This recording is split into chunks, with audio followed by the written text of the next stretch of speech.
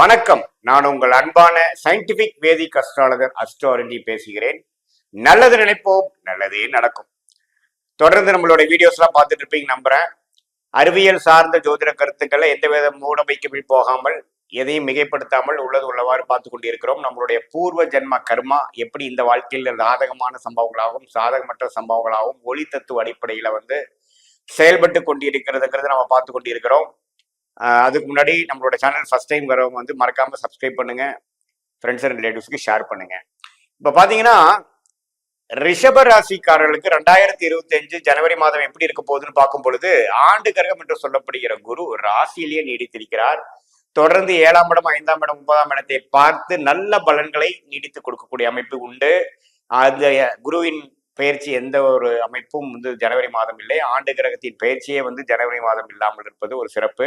ராகு 11ஆம் இடத்தில் நீடித்திருக்கிறார். கேது 5ஆம் இடத்தில் இருந்தாலும் குருவின் பார்வை பெற்று எந்த விதத்திலையும் ஒரு பெரிய அசௌகரியத்தையும் இதையும் கொடுக்காத ஒரு நிலையில் இருக்கக்கூடிய அமைப்பு இருக்கு. அதே சமயத்துல உழைப்பு கொடுக்கக்கூடிய சனி 10ஆம் இடம் என்ற தொழில் ஸ்தானத்துல உழைக்க வைக்கிறார்.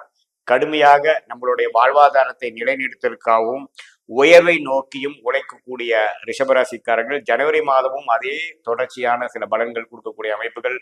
இந்த 4 ஆண்டு கிரகமாகிய ராகு, கேது, குரு, சனிகள் அதே அமைப்புகளை இருக்கிறதாங்கிறது நம்ம தெரிஞ்சுக்கணும்.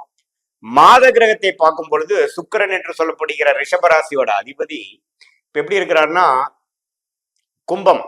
கும்பத்திலே ஓரளவுக்கு இப்ப மாதத்தின் 3 வாரம் கிட்டத்தட்ட மாத கடைசி வரைக்கும் கும்பத்திலே ஓரளவுக்கு நட்பு வீட்டிலேயே இருக்கக்கூடிய அமைப்பு. 10ஆம் இடத்திலேயே சனியோட சேர்ந்து ராஜயோகாதிபதியோட சேர்ந்து இருக்கிறது ஒரு நல்ல அமைப்பு. தொழில்ல கான்சன்ட்ரேட் பண்றது, வேலை விஷயத்துல கான்சன்ட்ரேட் பண்றது, இந்த சொசைட்டில நல்ல ஒரு பேரும் புகழும் வாங்குறதுக்காக கான்சன்ட்ரேட் பண்ணக்கூடிய ஒரு நல்ல ராசி அதிபதியின் அமைப்பா நம்ம எடுத்துக்கிறோம்.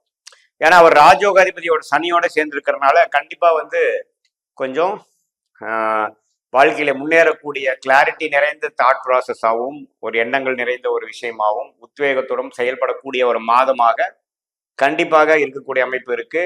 அதே சமயத்துல சுக்கிரன் சனியோட சம்மந்தப்பட்டிருக்கிறதுனால கொஞ்சம் காதல் வயப்படுறது, நட்பா ஒரு வருஷம் 6 மாசம் பழகிட்டு இருந்தது அடுத்த லெவல் ஆஃப் காதல், ஊடல் அப்படிங்கிற மாதிரி சில விஷயங்களுக்கு போகக்கூடிய அமைப்புகள் பல ரிஷபராசிக்காரர்களுக்கு அந்த அமைப்பு அவருடைய ஜாதகத்தில் இருக்கும் பட்சத்தில் கண்டிப்பாக நீங்க எதிர்பார்க்கலாம். அது குறிப்பா பாத்தீங்கன்னா மாதத்தின் 2வது வாரத்திலிருந்தே அது மாதிரி சில விஷயங்கள். ஏன்னா சுக்கிரன் லக்னாதிபதி ராசி அதிபதியாகிய சுக்கிரன் சனியோட சம்மந்தப்பட்டது நல்ல ஒரு அமைப்பு. அது மாதிரி ஒரு விஷயத்தை கொடுக்கக்கூடிய அமைப்பு இருக்கு. 11ஆம் இடத்துல ராகு இருக்கிறது உண்மையை பார்த்தீங்கன்னா ஒரு அந்நியர் மூலமாக ஒரு பிற மொழி பேசக்கூடியவரோ நம்மளோட சர்க்கிள் இல்லாமல் அடுத்த சர்க்கிள் மூலமா நல்ல பழக்கங்களும் லாபங்களும் நல்ல ஒரு வேலை உயர்வா இருந்தாலும் சரி, தொழில் உயர்வா இருந்தாலும் சரி, அது மூலமாக ஒரு அந்நிய சூழ்நிலையில கிடைக்கக்கூடிய அமைப்புகள் கண்டிப்பாக உண்டு. அதே சமயத்துல இப்போ சூரிய பயிற்சி பாத்தீங்கன்னா சூரியன் தனுசுல இருக்கக்கூடிய 8ஆம் வீட்டுல இருந்து சில விஷயங்கள் இடம் சார்ந்த விஷயங்கள், சில விஷயங்கள்லாம் கொஞ்சம் பாசிட்டிவா நடக்காத விஷயங்கள்லாம் தை மாசம் பிறந்ததுக்கு அப்புறம் ஜனவரி 14ஆம் தேதியிலிருந்து கொஞ்சம் வேகமாக நடக்கக்கூடிய விஷயங்கள் ரிஷபராசிக்காரர்கள் கண்கூடாக பார்க்க போகிறார்கள். ஸோ சுக்கிரனோட அமைப்பும் நல்லது. அது மாதத்தின் கடைசியில 3 மாதங்கள் உச்சம் பெறக்கூடிய அமைப்புகளும் சுக்கிரன் மீனத்துல வரும்போது நல்லது. அதே சமயத்துல சூரிய பயிற்சியும் மிகவும் அனுகூலமாக ரிஷபராசிக்காரர்களுக்கு கிணத்தில் போட்ட கல்லு மேல சில விஷயங்கள் இருந்ததெல்லாம் கொஞ்சம் நகர ஆரம்பிக்கக்கூடிய அமைப்பு தை மாசத்திலிருந்து, அதாவது ஜனவரி 14ஆம் தேதியிலிருந்து கண்கூடாக பார்க்கலாம். புதன் 7ஆம் இடத்திலே இருந்து குரு பார்வை பெறுவது அருமையான விஷயங்கள். குழந்தைகளால் நல்ல பலன்கள், குழந்தைகள் நல்லா படிப்பதற்காக நல்ல உத்வேக முயற்சி எடுப்பது, ஒரு ஒரு காலேஜில் சேர்த்துறது, ஒரு கோச்சிங் சென்டர்ல சேர்த்துறது, அது மாதிரி விஷயங்கள். மாணவர்கள் நல்லா படிக்கக்கூடிய அமைப்பு பெறவங்க, ஒரு மெமரி பவர் இம்ப்ரூவ் ஆகுறது, கான்சென்ட்ரேட் பண்ணி படிக்கிறது, நான் படிச்சது தீர்க்கமாக வெளிப்படுத்துறங்கிற மாதிரி ஒரு நல்ல பலன்கள் புதன் மூலமாகவும் ரிஷபராசிக்காரர்களுக்கு இருக்கு. ஏன்னா குருவின் பார்வை நேர் பார்வை பெறுகிறார் பாத்தீங்களா. அதுக்கப்புறம் பாத்தீங்கன்னா ஒரு 4 நாள் கழிச்சு 2வது வாரத்திலிருந்து 8ஆம் இடத்துக்கு மாறினாலும் தவறில்லை. குருவோட வீட்டுக்கு தான் வரார். கொஞ்சம் வெளி மாநிலம் வெளிநாடெல்லாம் கொஞ்சம் டிராவல் வரக்கூடிய அமைப்புகள் இருக்கு. குறிப்பா புதன் திசை போயிட்டு இருக்கிறவங்களுக்கு எல்லாம் பாத்தீங்கன்னா கொஞ்சம் இம்போர்ட் எக்ஸ்போர்ட் பண்ணிட்டு இருக்கிறவங்க, வெளி மாநிலம் தொடர்பு இருக்கிறவங்களுக்கு எல்லாம் கொஞ்சம் நல்லாவே ஒரு டிராவலிங் கொடுக்கக்கூடிய அமைப்புகள் இருக்கும். அதுவும் பாத்தீங்கன்னா ஒரு நல்ல ஒரு விஷயத்துக்காகவும் உயர்வுக்காக தான் இருக்குமே ஒழிய ஒரு தப்பான அமைப்புகள் இல்லை. ஸோ புதனோட அமைப்புகளும் புதனோட பயிற்சிகளும் நல்லா இருக்குங்க. அதுக்கப்புறம் பார்த்தீங்கன்னா மாதத்தின் 3வது வாரத்துக்கு அப்புறம் ஜனவரி 24ஆம் தேதிக்கு அப்புறம் மகரத்துக்கே போகக்கூடிய புதன், அதுவும் ஒரு அருமையான ஒரு விஷயமா தான் இருக்கு. ஸோ புதனின் பயிற்சியாக தனுசு, மகரம், கும்பம் இந்த 3 பயிற்சியும் பார்த்தீங்கன்னா ரிஷபராசிக்காரர்களுக்கு 2வது வாரம், 3வது வாரம், 4வது வாரம் எல்லாம் நல்ல ஒரு அமைப்பு கொடுக்குதுங்க. சூரியன் சுக்கிரனோட அருமையான அனுகூல பயிற்சி பத்தி நம்ம ஆல்ரெடி பார்த்துட்டோம். செவ்வாய் கிரகம் மட்டும் பாத்தீங்கன்னா 3ஆம் இடத்திலே நீச்சம் பெற்று இறுதி வரைக்கும் இருக்கிறார். கடைசி 3 நாட்கள் தான் வக்கர ரீதியாக 2ஆம் இடத்துக்கு வருகிறார். ஸோ 7ஆம் இடம் என்று சொல்லப்படுகிற பங்குதாரர்கள், partner in life, partner in business, மனைவி, ஆணா இருந்தால் மனைவி, பெண்ணா இருந்தால் கணவன், அந்த விஷயத்துல மட்டும் கொஞ்சம் கேர்ஃபுல்லாகவும் கொஞ்சம் விட்டு கொடுத்து போகக்கூடிய அமைப்புகளும், கொஞ்சம் கிளாரிட்டியோட செயல்படக்கூடிய அமைப்புகளும், ஈகோ இஷ்யூஸ் கொண்டு வராத அமைப்புகளும் தேவைப்படுகிறது.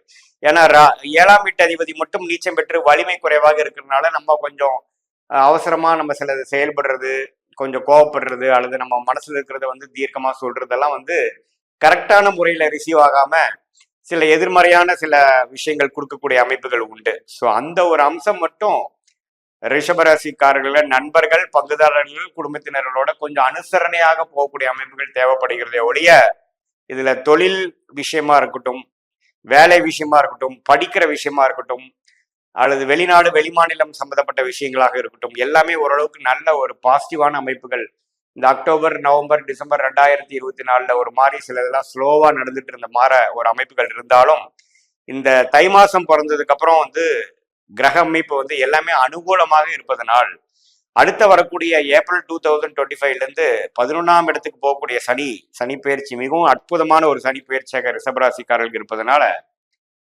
அதுக்கு வேணுங்கிற ஒரு ஃபவுண்டேஷன் கொடுக்கக்கூடிய ஒரு மாதமாக, ஒரு பொற்காலத்துக்கு கொடுக்கக்கூடிய ஒரு ஏர்லி டேஸ், ஒரு யானை வரும் பின்னே மணி யோசை வரும் முன்னேங்கிற மாதிரி வரக்கூடிய நல்ல ஒரு காலத்துக்காக வரக்கூடிய ஒரு அருமையான ஒரு பிளாட்ஃபார்ம் கிரியேட் பண்ணக்கூடிய ஒரு சில அமைப்புகளை மாற்றி உங்களுக்கு அடுத்த விஷயத்துக்கு நீங்க மேல போகக்கூடிய படிக்கற்களாக இருக்கக்கூடிய சில வாழ்க்கை சம்பவங்களாக கொடுத்து ஜெயிக்கக்கூடிய மாதமாக இந்த ஜனவரி 2025 முதல் மாதம் ரிஷப ராசிக்காரர்களுக்கு இந்த மாத கிரக அமைப்பினாலையும் பயிற்சினாலையும் ஆண்டு கிரகத்தின் அமைப்புகளாலும் நம்ம இப்படி இருக்குதுன்னு நம்ம தெரிஞ்சுக்கிறோம்.